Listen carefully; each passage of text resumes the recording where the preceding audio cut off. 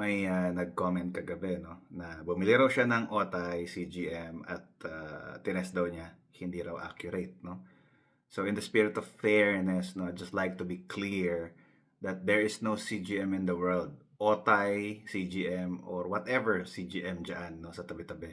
There is no CGM in the world that could ever be as accurate as a glucometer.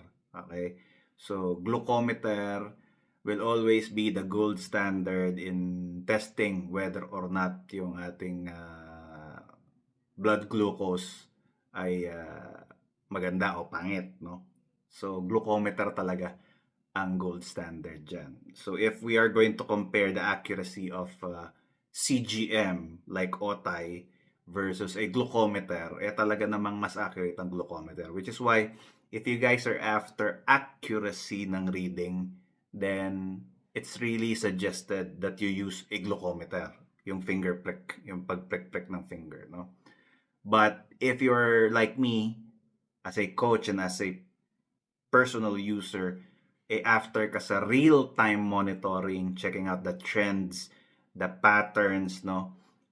Most likely, whether low carb or high carb yung pagkain na nakakain ko para malaman ko kung kakainin ko ba siya in the future or iiwasan ko na, hindi ko na siya kakainin or babawasan ko, something like that.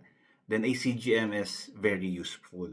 So magkaiba, no? Magkaiba yung intent, magkaiba yung objective as to why we use a glucometer and a CGM. So tama naman yung sinabi niya na hindi accurate ang Otay CGM. Kasi nga, if i-compare sa accuracy ng glucometer, talagang hindi siya magiging accurate because yung glucometer, it tests directly yung ating blood glucose, no? Yung capillary blood glucose. Kaya merong variance na 10 to 20 plus minus, no, ang CGM sa glucometer. It's because it is not directly testing yung capillary blood glucose. It tests interstitial fluid. So magkaiba yung tinetest niya. Okay? So different products, different intent.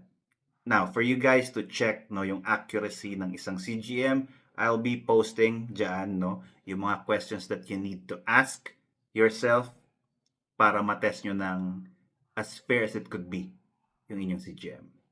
Okay?